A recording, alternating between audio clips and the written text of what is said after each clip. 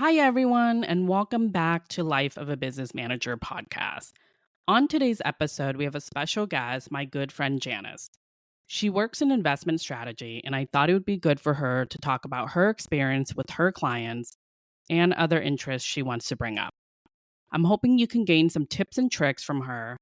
Also, Janice is an avid tennis player, pickleball player, and a scuba diver. So if you have any questions in regard to that, I will leave her LinkedIn information below in the show notes. Again, please keep an open mind as you're listening. We're discussing our experiences, which might not be the same as others in the industry. I hope you enjoy this episode. Hi, everyone. Welcome to our episode. On today's episode, we have Janice. Janice, did you want to introduce yourself? Hi, I'm Janice.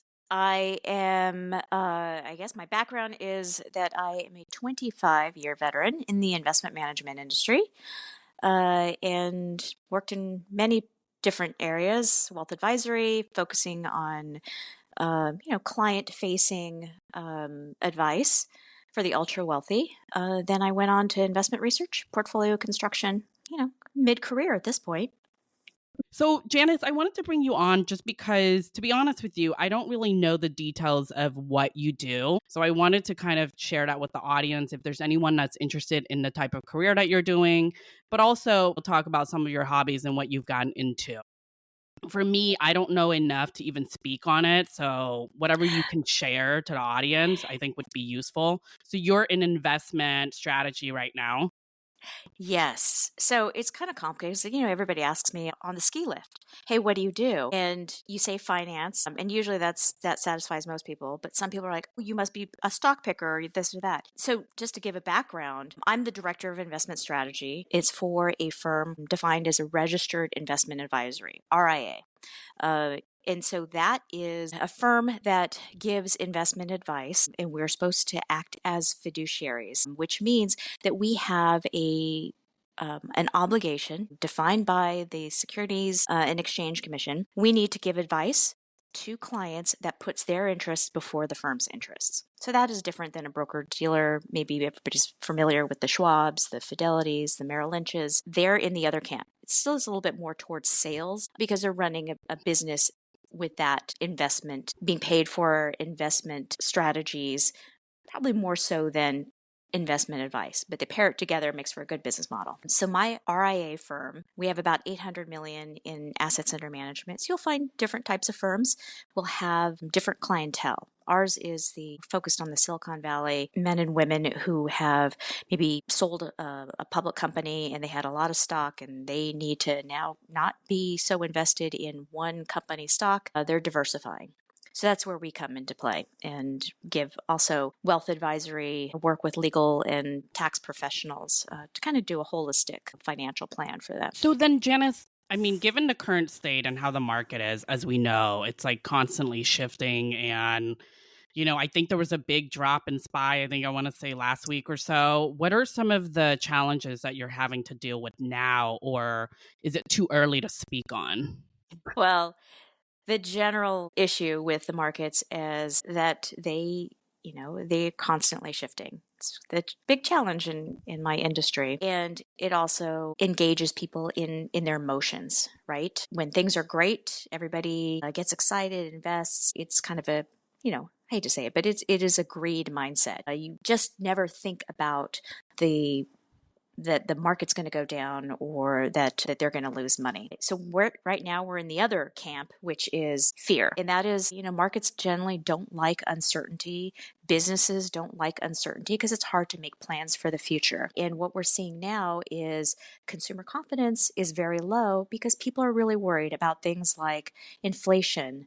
And now they're worried about recession. So it's my job as the director of investment strategy in my firm to say, okay, I'm looking for the much longer trends. How is the economy? Because technically, stocks, because we're talking about SPY, which is the S&P 500. It's the equity markets. That's what everybody really focuses on because that's where the money is made, right? It's the most relatable market to look at. And frankly, I need to take a step back as an investment strategist and say, how is the economy really? You can talk about sentiment, you can talk about different indicators, but really, is the market healthy? Because the whole thing that drives the economy is spending, the demand and supply for goods and services. And that's where my background in economics kind of comes into play. You kind of ground yourself in the evaluation of how healthy is the economy. And a healthy economy will mean that people have jobs, that companies are making stuff and selling stuff, and there's people to buy it. So going into the second half of last year, everything was great. The economy was really healthy. The unemployment rate was very low. Inflation was coming down. Obviously, we had a spike in inflation during the pandemic. But things were going really well. And then we had a shift. And it's not a normal economic cycle shift where things get expensive, companies start to, raise prices. Higher prices are not so attractive to people buying them. And it takes that kind of long, slope down in demand. We had kind of an external trigger where we had a shift in government policy. And you'll hear this a lot, the tariff policies created a shift in expectations. And what that means is now we're worried about, well, is this going to cause prices to go up, more inflation? Weren't we just worried about, 8-9% inflation? What's going to happen? Are we going to go back there? Is this going to send the economy into recession? So it's creating people asking these questions that we don't really have the answers to. That's just the nature of my job. You don't always have the answers to things, but because this affects companies, business, and they have to make big investments to shift things like shift manufacturing from overseas to the U.S. I mean, we can make a lot of promises that we're going to do that and bring jobs to the U.S., but that's a very long cycle.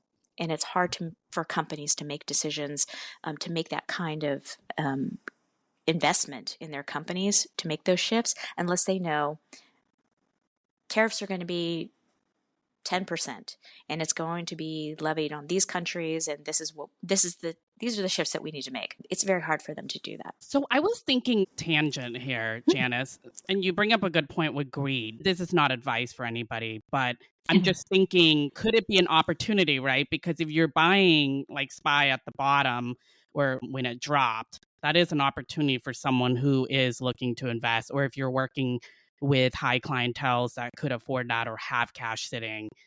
I mean, am I thinking about it right? And again, I'm thinking tangent here and offline, but I'm just thinking of opportunities, because when you face challenges, there's opportunities as well. Yeah, you're right. So that would be kind of the next level to, where I talk to clients. Right now, we're kind of in the fear mode. And so this is the process. You see the markets reacting. This is to surprise, exogenous, we call them, outside the markets. Exogenous shocks, like a pandemic. You have to now evaluate, what was your previous thinking? What are the real changes? How is the economy doing? And then we kind of go into, how can we be strategic?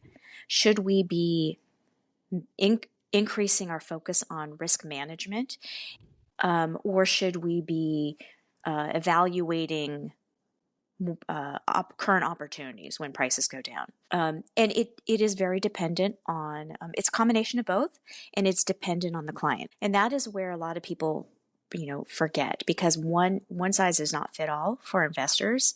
And where I'm dealing with the ultra high net worth investors, they have a lot of opportunity. They probably have some cash sitting on the sides where they can put it into the market and invest. And they don't have to worry about how much further the market goes down, things like that. They have enough money where they just buy a little bit now, buy a little bit more in, a couple of weeks or a month, and they can, what they call dollar cost average in.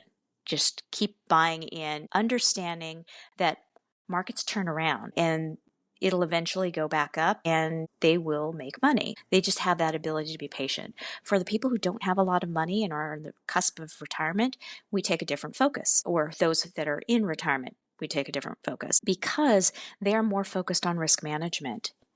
They probably need to be taking money out. And so you just balance the fact that, yes, we may be giving up on the opportunity to go in and invest more money, but at the same time, they probably have more unexpected and larger expense surprises, and no income coming in.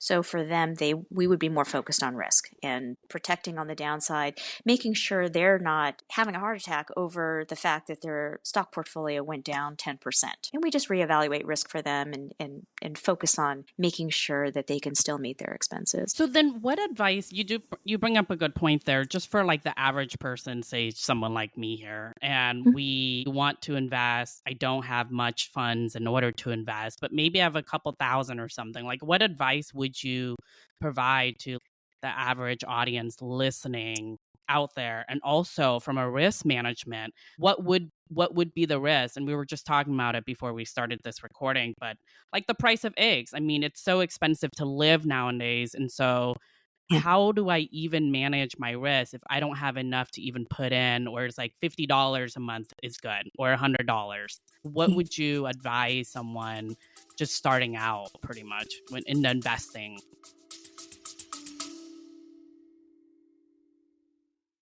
Hey there, fellow business managers. Are you looking to save time and boost productivity in your role? Let me introduce you to my stand store, where I've put together a collection of ready to use business templates designed specifically for people like us. These templates are practical, professional, and crafted with the day to day challenges of business management in mind. Check out my stand store now at standstore.com/life of a business manager. Thank you so much for supporting the podcast and hope you enjoy the rest of the episode. Yeah. If someone's just starting out, I usually say, okay, it's boring, but I usually go back to budgeting because a lot of people get into investing without having kind of the foundational supports for their life and both the expected and the unexpected expenses of life. And that's where people really get into trouble. You hear about people, having gone through the global financial crisis or the pandemic and the market sold off, they were in a panic. Or they have health expenses that come up. They get diagnosed with a very serious illness and they just can't afford it. And there's all these expenses expected, and have your head wrapped around what your ongoing expenses are. You're in a good position. If you have an emergency fund that addresses those unexpected health, issues, or needing a new car, replacing something happens and you get displaced from your house or your apartment or whatnot. It's those kind of things if you can't cover those expenses, then you get stuck borrowing or being displaced, making choices in order to cover those things, selling things that you didn't want to sell. You have to do those kind of things. And so we've thought about having a good budget for the expected, having an emergency fund for the unexpected, and then you can think about investing. A lot of people jump into investing because you see a lot of people making money, and they're talking about their portfolios or talking about a stock that they made 10 times their money on, but it is not for everybody at every time. So that's really the best advice for people, is to make sure that you have, if you're going to invest, make sure it's money that you can afford to not need right away, because the stock markets, they do go down. Also, there's no guarantee. You'll see that little disclaimer if you look really carefully at the bottom of all your statements. There's no guarantee that your investment will go up in value. And sometimes it's just about being patient. Okay. So I think definitely have a good budget, cover all of your expenses, and then if you have something left over, then you can start investing. Right. I know. That's like, as a financial advisor, and you're saying, hey, don't invest. I know that sounds kind of contrary, but I've always been a fiduciary, and I will tell people that it's probably not the best time for somebody to invest. So for this particular market, I would tell people it's probably not the best time to put your money into it. I think it becomes opportunity when some of the overhang of uncertainty is cleared up. As we get through it, then I would say it's opportunity. So when it was the pandemic, a lot of uncertainty, I told clients, hey, I'm not adding more money right now, but when we start taking steps to dissipate some of that uncertainty, then I think it's a great opportunity. Yes, I'm absolutely for taking on more risk.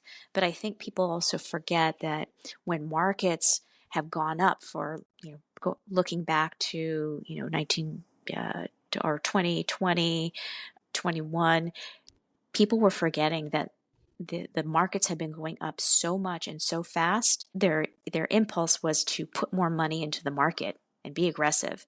And that's probably the worst possible time, because if you look at the economy, it was already starting to slow down and things like that, starting to take a turn. As a financial advisor, an investment professional, I would say that's when you start slowing things down. You start shifting your portfolio, because there's probably some things that have gotten very expensive.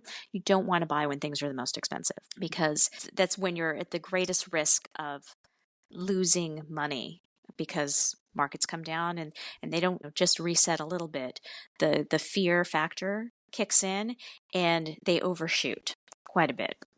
It's just the nature of investor behavior. They call it, the discipline is called behavioral finance. It's not fun. And I'm the person that everybody, that gets called on the evenings and weekends. Hey, I just got this question, and, the guy's ready to pull his money. He's freaked out. He wants to sell. He hates us. And how do we make it better? A lot of times it's just talking people down from getting overly emotional about things that have a rational thought process that can be applied, which prevents us from being greedy, being too fearful, and losing money at the wrong turn. I think the emotional aspect is actually very important. Like, if you can't handle your emotions when the market is up and down, you should not go in it, in my opinion. That's just my opinion. Right. Just because, like, you will be reactive when you see that, and you will have those, like, heart attack moments where you see, like, the market going down and you're just screaming. The emotional aspect of things, I just think it has to be managed before you even start going in there or even putting any type of investing. It's true. It's true. So what we do with clients is we kind of do a Q&A with clients when we first talk to them, and it's an ongoing conversation. But we do Q&A to make sure that we understand what keeps people up at night. If it is their portfolio going down 15, or if it's going down 50%, or if it's going down 30%, or even if it goes down 10%. We can talk about it in dollar terms. If they weren't able to take, if we would advise against taking money out for the next 6 months, would they be okay with that? Do they have other sources of income, or, pools of money where they can cover the things that they need to, cover? And so we have those conversations. So it's not, do I invest or not for these clients? Usually the decision is, well, how much should I put into a riskier investment like stocks? Okay, you can still invest, because nowadays, unlike, 10, 15 years ago, nowadays we have money market that pays 4 or 5%, bonds that pay, 5, 6%. That's still being invested. It's just investing in something that's less risky. And that is okay. That could be very appropriate for people that are in their 20s and just starting out, as relevant to them as it is for somebody who's in retirement and it only has a fixed amount of assets to see them through retirement and so forth. So yeah, don't forget the bond markets. They're not as boring and a drag on your portfolio as it used to be. It's a different market, and I think people who haven't been in the investment industry, for a long period of time, even financial advisors, can forget that diversified portfolios make sense, and it's not just stock markets. But a lot of people who are, managing their own money, they're not thinking about all the different types of investments they can make, because, who has the background, the knowledge to make those decisions, right? You just kind of stick with what you see on a daily basis, what you know. Yes. No, I think a lot of us, even for me, I wouldn't even think of the bond or the money market. I would just think of the stock market, which makes sense. That is good to diversify. I didn't know you did a Q&A. That's impressive, because I think that's important to really ask what exactly the client is going into, right? Do they know what they're signing up for, pretty much? And what is their risk management? as far as like a certain portion of their funds that they can invest. Yeah, exactly. So our job is to look at their entire financial picture and we don't ask people to say, well, how much can you invest? We we usually advise them on, okay, this is the amount of your assets. Can you give us an idea of how much you use for expenses, or is your income well in excess of your expenses? Okay, now we're getting more data points to figure out how should we really position this portfolio for this person? Because, clients have their own ideas of what they want to be in, but sometimes we have to give them advice to the contrary, that maybe we should pick our spots in the markets and be more conservative until we find out there's a life change. And that's where it's really important to talk to a financial advisor. When you have a life change, you get a promotion, you have another source of income, you inherit money, things like that will affect how a financial advisor should be advising you on your portfolio and managing your portfolio. Interesting. Okay. So I came up with this question, Janice, completely off topic from what I sent you, but I'm curious because you do deal with a lot of clients. Have you ever had a client that you had advised and completely the client just went polar opposite and did not want to do what you had advised? Oh, absolutely. Because, like I said, sometimes people, clients don't really, they're operating on emotion, and they're sharing information, but it doesn't really quite connect, because they don't see the big picture. They don't quite get it. So I'll give you the perfect example of the nightmare client. We'll leave names out to protect the innocent, but there's a client who we call him the nightmare client. He calls in a financial advisor all the time, all hours, multiple times a day, because he is so afraid of the markets. And so we give him advice, and we've invested the portfolio based on the initial conversation. Very balanced portfolio. He's got an incredible amount of wealth. We won't even talk about the numbers, but he should be very comfortable in life. But he's new to his wealth, and this is very precious to him, as it should be.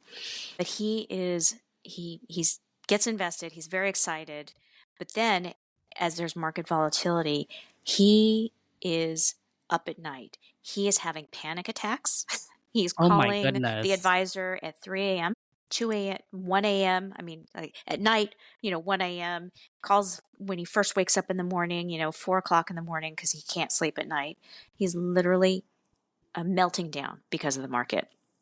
And we're having multiple conversations with him, and it's very tricky. So I'm on the other side of the advisor. I'm like telling the advisor, it's okay.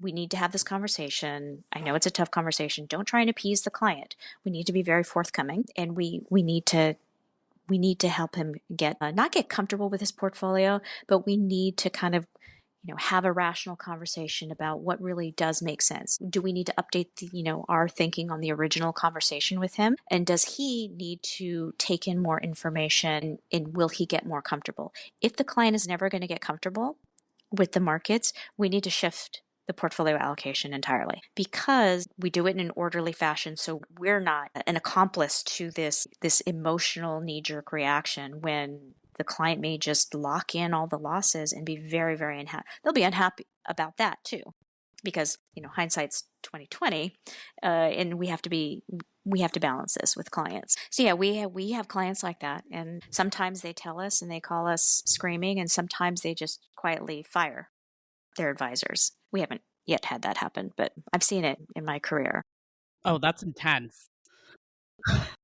Well, you know, our clients are ultra high net worth, and they have a lot of choices, and there's a lot of people talking to them about what a bad job their other advisors doing, because that's very strategic, right? They're trying to win business too, and we all have different opinions. That's the craziness of the markets. Everybody has a different appetite for how much money they want to make, how much they're willing to lose, or how much loss they're willing to endure. And it's those kind of things that sets a different value on all the investments that we are investing in. So because of that, it's not easy to predict. If everybody had the same idea of what a stock is worth, that stock price would eventually converge to that, right?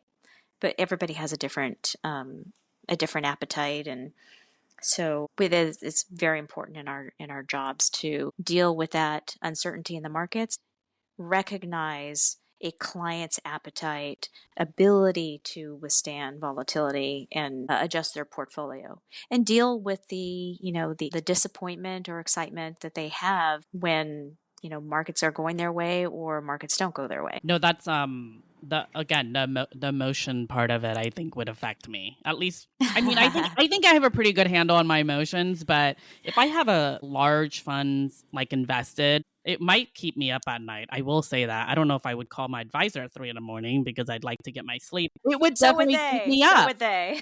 Yeah, it would definitely keep me up. But then at that point, I think, and then when you're coming in with new money, right? Like if you haven't Mhm. had that wealth and you have it, of course you want to protect it and not lose it.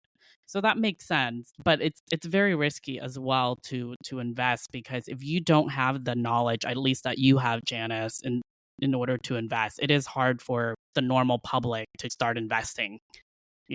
What do they go into? Do they go into a savings account that earns a percentage for now, or bonds or money market? I mean, there's so many investment opportunities, but you have to know what you're doing, I think, in my opinion, or have some sort of knowledge. Right, right. So actually, that's why I first went into investment management, because at some point I thought, well, I'm going to college, I'm going to have a career, and I'm going to have to rely on advice from somebody to manage my money. And I need to have some basic knowledge. And then I went crazy with it, and I made it my career. But it's really, not even knowing then that we would have to be managing our own retirement. In this country, they switched from a pension plan program requiring companies to have pensions for their employees to self-directed retirement, and that is unfathomable to me, because most people don't have the knowledge. And when you are overconfident, you make the wrong decisions. And when you are very insecure about your money, you also make bad decisions. When you don't have the information, and it's really hard to get grounded in how to invest unless you're getting really good advice or you learn it yourself. I took the learn it yourself approach. So then, like, where would, like, the public, the average person, where do they even start if they wanted to learn themselves? I mean, right now, I mean, there's Google, there's all of this, but like, I can't say I learn everything from Google. Like, where do you start? Are you talking about reading some financial books, or educating yourself, or taking a class? Where could someone start learning this? Because I do think that the majority of the public doesn't have the knowledge that you have in order to start investing. That's just my opinion. But Right. I mean, even I don't even know enough to start as well. But I think I have a little bit of knowledge, right? As Yeah. far as like the market. But where does the public even, what advice would you provide to someone to start? Yeah, I look at the internet all the time for research, and it's a lot. And there's a lot, in order to make a short story, right? Something that is easy for readers to digest, they often make articles very short and probably applicable to some people, but not all people. It's very personal, like we were saying before. It's very personal how much risk each person can take. And so it's not a one size fits all. So there's some ways to approach, to first dip your toe into investing, and you can use the 401k as an example for those of us that have 401ks. There is a balanced fund that has some stocks and some bonds in it, and they dial the percentage of stocks up and down based on really how long of a time horizon you have.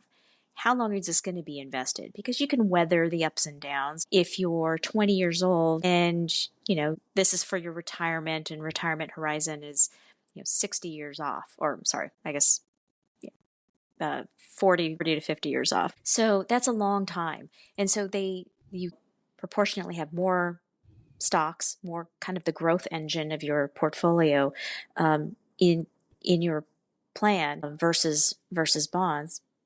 at that time because you have the risk appetite for it. You can handle that. I've seen people who are very young who've had 80% bonds because they're just so risk averse. They don't want to see their money go down. And at some point, I have to kind of get them comfortable with, well, there's the value of your money is probably, it needs to outpace inflation. Otherwise, you're not going to see this grow very much. It's not going to be buying all the things that you thought it would buy because prices of things go up. And so, it's just trying to get some people comfortable with that. But the principle of it is as you have a longer time to keep your money invested, you can increase your risk a little bit. That's the model. And that is the simplest thing because that's you can buy in a 401k, you can usually buy a fund that says, how old are you? And this is what your overall portfolio should look like. And they'll pick, what investments, what funds go into that balanced fund offering. It's like buy one and it's a fund of funds. That's what we call it. So that's the simplest way for those that want, and then you can use that as the core part of your portfolio. And if you're really excited about, a stock, if you're real excited about Apple and things like that, you can add that to your portfolio, but in a smaller proportion. Because that one, or 2 or 10 investments is really going to have more volatility and kind of swing the value of your portfolio up and down more so than something that's got a lot of different components to it. And that's just, so that fund is diversified. That's the terminology we use for it. But it's really a good place for people to start to get comfortable with seeing their portfolio, seeing their investments go up and down. And then after that, you can add more to it in a, kind of a risk managed sense, the sizing it right, add other things to your portfolio. And when you have a higher amount of wealth, then you can start talking to advisors. Because at that point, maybe you're not just thinking about growing a portfolio, maybe you're thinking about setting aside money for education for children, retirement, all this stuff. So it's getting more complicated. And that's where we, as my firm, we start to add discussions about the legal structure, the tax efficiency of the portfolios, because that all helps grow the portfolio even more in protecting, because you're protecting yourself from taxes and other things like that. No, that's good advice, Janice. Let's get to some of your personal questions. I was going to ask you if you're writing a book, then everyone could just read your book. Not yet. Yeah, the market keeps me busy. I'm sure I'll have a lot to write about in my anonymous, history of myself. Yeah. Let's get into more of you. Do you feel a sense of fulfillment in your job? Like when you're meeting with the clients and you're able to kind of fulfill what they need or not, or however situation you've had to deal with? Is there a type of fulfillment that you get from your career right now? Or I guess, do you ever start to question if this is like right for you? I think there were times along the way when I questioned whether it's the right path. But if I look at my career, there is definitely professional satisfaction in doing something, because I like a challenge. There's satisfaction in doing something that's often very complicated and constantly evolving. So there's never a day, a week, a year that is the same as the previous. It's constantly looking forward and seeing this changing landscape and trying to figure out how best to react to it. And personally, I kind of mentioned this before, I really have the peace of mind of knowing how to spend, how to invest, in a way that allows me to live now and retire later comfortably. I'm not personally driven by wealth accumulation, but I do see the difference between the wealth mindset and the average person. That financial security really allows people to make decisions differently. So, just Illy and I, I think this is probably where our friendship first started. I told him I had this thing called an FU fund, and I know that's very crude, but no, I've heard of those funds. But it really connected to him, right? Because when I tell people this is not just about, making a lot of money and things like that. Think about what having a little bit of money and wealth to support you does for you. It allows you to make decisions not based on, what allows you to pay the bills. You can expand, you're making choices. You can maybe take a different job. Maybe you can take some time off, and you can expand out to things that are, projects that are more fulfilling, or expand your experience, or introduce you to new people or places. And so for me, the fulfillment is knowing that I know how to do all this for myself, and I can see further into the future. It's not a big question mark as to whether I'm going to be able to retire comfortably, and, what charities I can contribute to, and things like that. I mean, I can map it out for the most part. I mean, nothing's certain, but I have a lot more comfort in that. So it's just being able to kind of, because you have the knowledge, when you invest, you're just more comfortable pretty much. And your emotions are probably all settled, and because you know so much. Yeah, well, so much. I mean, there's only so much. The markets are ever evolving. So, a lot of people think that they know a lot about the markets, but there's always unpredictable things. I think it's just having the comfort of being okay with the uncertainty, being able to adapt without really impacting my life. I don't have to change my life around to adapt to, my safety and security financially.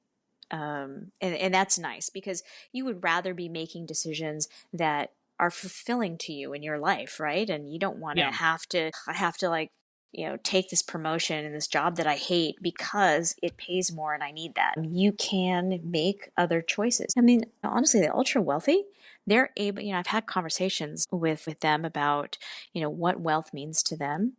And it is freedom. And that applies to every aspect. They can live wherever they want to live. They have a lot of flexibility.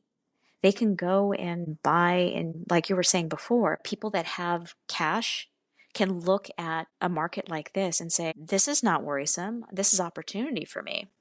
And that is where wealth shifts quite a bit in times of dislocation like this, because the wealthy are very much able to take advantage of the opportunity. Whereas, some people might be looking at this saying, I don't know if I can pay my bills. Prices have gone up so much. I think that I'm not going to be able to afford a car anymore. Now I need to make other decisions. Yes, I think that's the average person asking. I mean, again, we were talking about eggs and how expensive it was, and just keeping up with inflation is hard enough. I mean, my grocery bills are like between 500 to maybe 1,000 for two people, and that's just basic, like the Right. basic meals. I'm not getting anything special. I'm not getting a filet mignon here every week. If you It's were, I'd be literally coming milk over. and eggs. Milk, eggs, Yes. oats. That's it. And my bills are so expensive. So I can't even imagine anyone that's even listening to this episode and thinking, how do I even invest? How do I save? But you bring up a good point with the budget, like start with the budget. And then if you're able to kind of dive in, like small, right? Risk management pretty much is kind of the key takeaway. Yeah, right. Because when we don't have a lot of extra money, relative to our expenses and things like that, it is more painful for that money to draw down. Right? Yeah. It's much riskier for us. So we should be a little bit more conservative. And it takes, I remember trying to save a little bit for retirement. I thought, this is never going to increase. I'm never going to get to retirement. This is me early in my career going, guys, I need to be, CEO of this company if I'm ever going to like be able to afford, the things that I want to do, or the freedom that I want.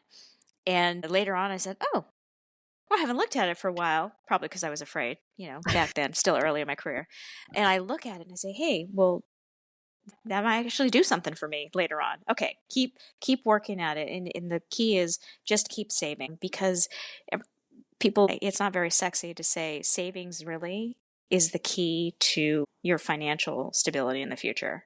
Saving is boring. Saving is a trade-off, because um, your current self is making a trade-off with your future self, and your future current self is saying, but I really want to go and buy a new car, or I really want to have this beautiful house, in the great neighborhood and things like that. And future self is saying, we're not going to have a whole lot to do the other things that, future self wants to do. Okay, well, but it is, it's a trade-off. It's a trade-off. And sometimes it takes some fits and starts to kind of figure out what that balance is. Because you don't want to not spend any money today. You can go the other direction, not spend anything, and have kind of a mediocre life now, constantly working, never taking vacation, and things like that. And then future self, you're like, I kind of regret not taking that extra vacation, or buying the things that I needed to do or I wanted to have, or things like that. So I talk in that language as well, Janice. Sometimes I'm like, okay, if I'm out shopping or doing something where it involves money, I always ask myself, okay, will this benefit my future self, or is this not good for my current self? not many people do that, because current self is like, no, no, no, I want to do it. and then later on they're like, I don't know how this happened, but if they talk to past self would be like, oh, but we're having such a good time. Yeah. I don't see any problem with that. Yeah. Yeah, no, I actually ask myself that all the time. I'm always asking about my future self just because, time just flies by, and then you're asking yourself, oh, do I have enough money to retire? Am I still going to have to work until I'm like 70 plus? I mean, you just never know. I don't know if Social Security will still be here, maybe a certain percentage. But again, I'm just in my thoughts here.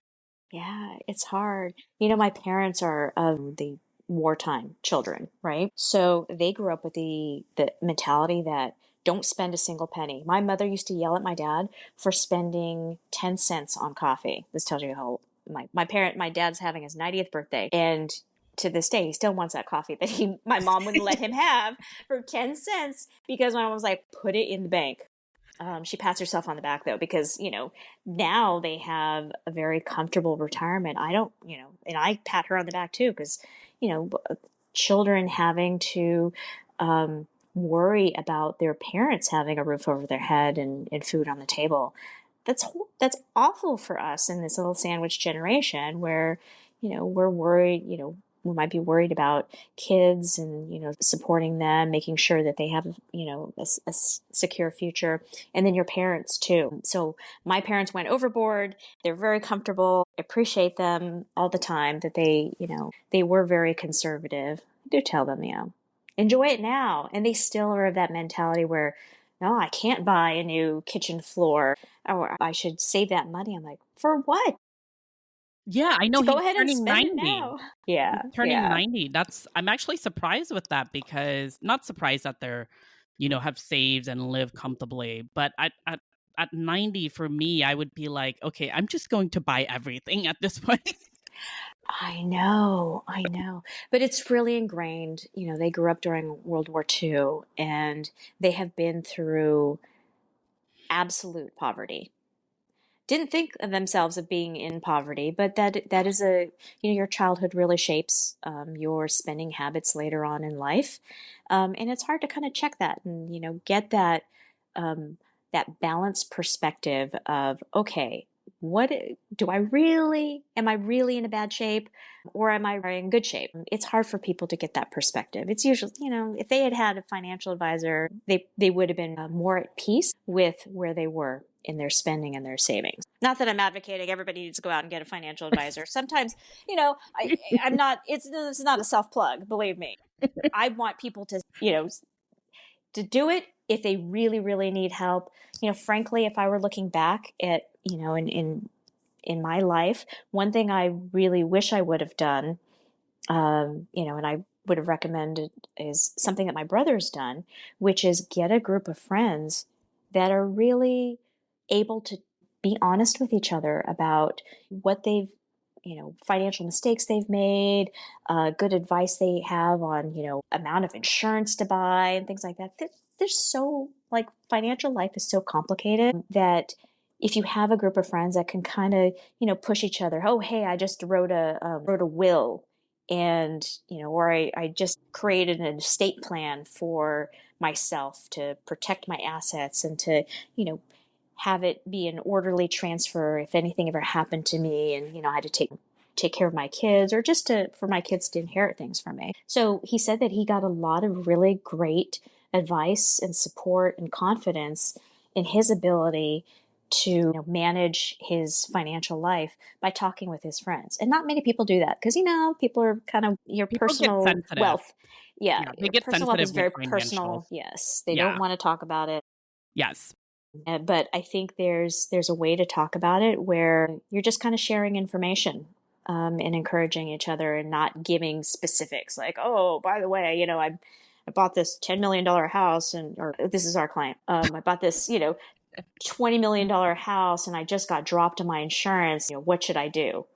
We're their financial advisors. Of course, they give us that kind of detail and we give them advice, based on personal experience or based on talking to other professionals that we are networked with. And, we give them advice. Should you spend, gosh, I don't, it was a ridiculous amount that he's being asked to spend on insurance. But, we make a financial decision. You don't always need the highest and best insurance.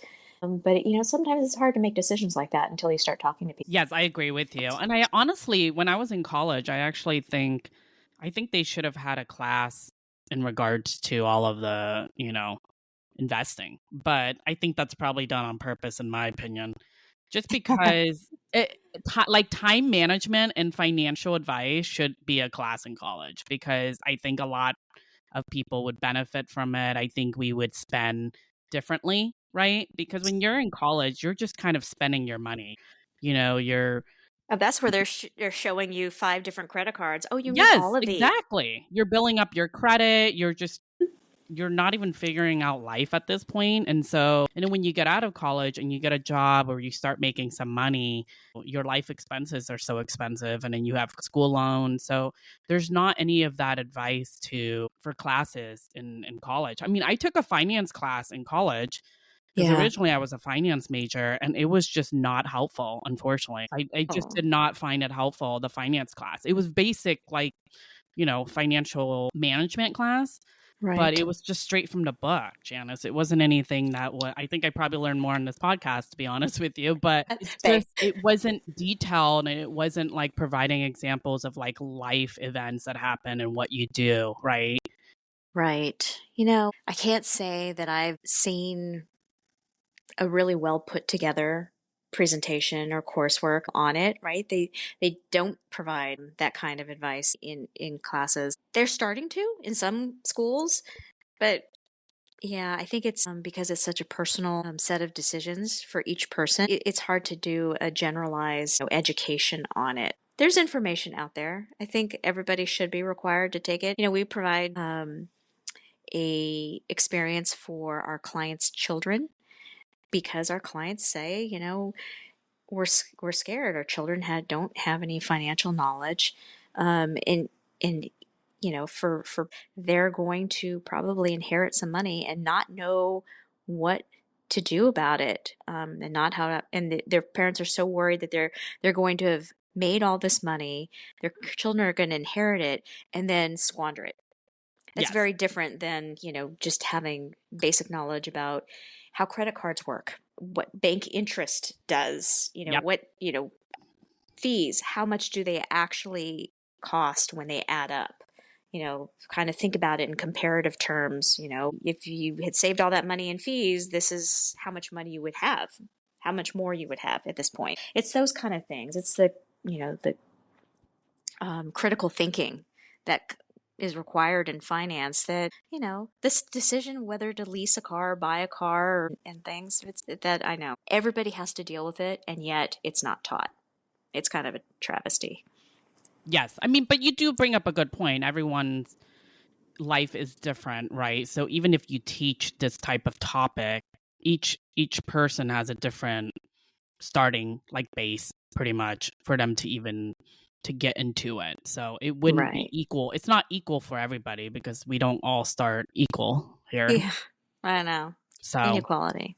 yeah, exactly. Well, thank you, Janice, for sharing all of that. I'm trying to figure out to talk about some fun stuff with you now for your hobbies. Now that we've talked about all the investment, strategic advice, everything that you just brought up. If you are going to retire, do you see yourself living here in California, or do you think you would retire internationally? There's a couple of things that are very attractive about retiring internationally, just because of the complication of the healthcare system and things like that. I have thought about moving overseas, but I kind of like the home base. Honestly, I'm so spoiled with California. I love California. I've tried to move away from California during my career and end up getting a job here. And I'm like, well, California's wonderful. It's expensive, though. Very expensive. Of course, I'm looking at other places that, cater to my outside interests, like tennis and pickleball and scuba diving. So yeah, it vacillates between going to another outdoors place or snowboarding also, going to a place like Denver or moving to Indonesia so I can get some good scuba diving in. I don't know. Wow, It's wide open. Indonesia. Sure, why not? I have a friend who lives in Australia, and he always he always travels out that way because Thailand, because it's so close for him. And Yes, it's very close. yeah, yeah. So it's one of those things, there's scuba diving here, but it's very cold and chilly in Monterey, and I'm very soft and fragile. So I'd love to go someplace where it's warm and tropical and beautiful. I don't even know how to scuba dive. I mean, I'm not even going to go there with my water activity and experience, but so after we teach you pickleball, we'll go and learn how to scuba dive. Yes. Did you book the pickleball appointment? Because I've had to turn down some brunch appointments. Oh no, I'm in on the pickleball, believe me. And I already practiced teaching somebody else, so you'll get the better version of me as a teacher in pickleball. But I have to book 10 days in advance, so I'll be booking this coming week. Believe me, it's on my calendar. I'm very organized. Oh, perfect, Janice. I believe you. I promise. I'm hoping I'm better at pickleball than tennis because I tried to play tennis and it didn't work out. But you know what? I did play badminton in high school, so I'm hoping the rhythm of that helps me in pickleball, but bear with me. Oh, no, you're my project. I fully intend to have you so good at pickleball that you go out and beat Ilya. Yeah. And then Ilya's going to come out swinging. He's going to be upset because he's, how competitive he is. Yes, exactly. No, I've never played, so it'll definitely be an experience for me. Oh, this is a plug for pickleball. Maybe I should. So either I'm in my next career path, maybe I'll do, financial education, or both pickleball education. I'll do some pickleball training. I'm surprised you don't, or even tennis. Weren't you teaching tennis for some time? I want to say you were. Oh, I was in high school. I was the tennis coach or the assistant coach or something for a friend of mine who was the primary coach because he didn't want to teach tennis. So I was teaching tennis to high school boys. Wow. Okay. So you were teaching tennis then. Yeah, I couldn't get tennis for some reason, but I don't know if it's, again, because I played badminton. I have a different wrist or the way I use the racket is different. Like if you're used to, certain movements with your wrist for a racket, I think you get used to that because I did play badminton for a good couple of years in high school and I was pretty good, even partner wise. So I'm hoping, but I couldn't get tennis, but I didn't play that many times. So maybe it just takes time. Yeah, I don't remember my whole tennis journey, but I know my transition from tennis to pickleball was kind of tough. My tennis coach, because I try and switch back and forth, my tennis coach was coming down on me pretty hard because I was doing the pickleball moves, and then in pickleball I was doing the tennis moves, and it's confusing. It's hard to keep everything straight in my head.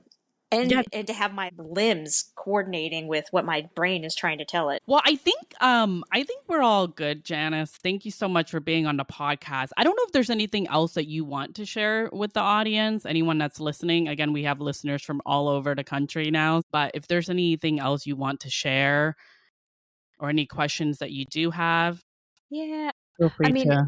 In terms of investment management, and I would just re-emphasize that try and find people that you trust, because investing, I haven't seen people successfully manage their own finances without some sort of feedback. And if you're good at research and you want to You go on the internet or you find a class that is going to teach you some basics about it, and you're going to patiently build on that and adjust your, investing style accordingly.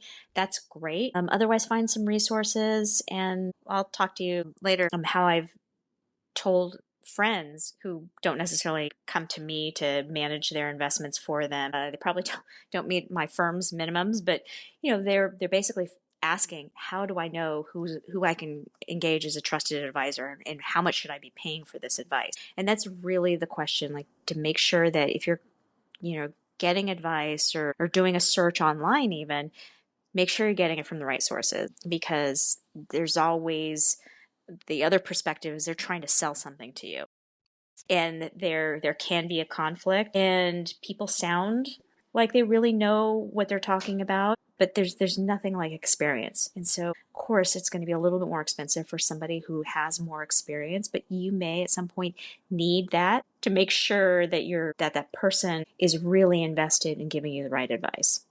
That's all I can say. There's a lot of people out there selling. Heard them on the other side when they're talking to a client, and I'm thinking to myself, God, what a jerk. How does anybody invest with you? So that's what I want people to do, is not invest, blindly with people who they haven't done their diligence on, because that could lead to a lot of disappointments and lots of heartache. So do your homework, do your research before getting any financial advisor. Yes. Yeah, I would say so, because not everybody has the right experience or the personal level of integrity to make sure that they're doing the right thing. Well, and trust is so important. I mean, I don't do anything unless I actually trust anybody, Right. If I don't trust what you're saying, then I'm not going to do any type of business transaction with you whatsoever. Yeah, agree. Obviously, you have to apply that to whether somebody's coming in to, fix your plumbing or manage your investments for you. But there's if you can also go to a plumber who says, "Hey, I have a lot of experience. I'm a really good person," but they just don't have a lot of experience in the type of work that you need them to do. That's that extra step.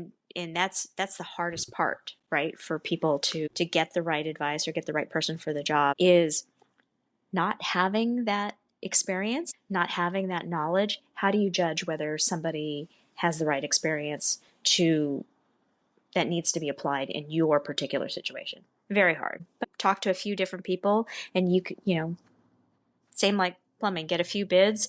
In investment, in the finance world, it's always good to talk to multiple advisors and see what they say, and kind of triangulate on which sounds like they know what they're doing, which 2 stories, 3 stories sound like they overlap. Maybe they're giving me right advice, and if there's an outlier, question them a little bit more and find out why they're giving you that different advice. No, that's good advice, Janice. Thank you.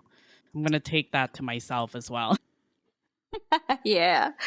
Yeah, I'm on the research side, and so when I say due diligence, it has a whole new meaning for me, because I'm dealing with people who have a sales pitch, and I'm trying to see beyond the sales pitch.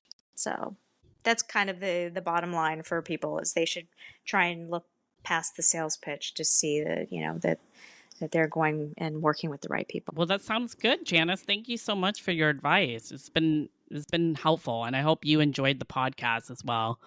I did. Thank you. Thank you for having me.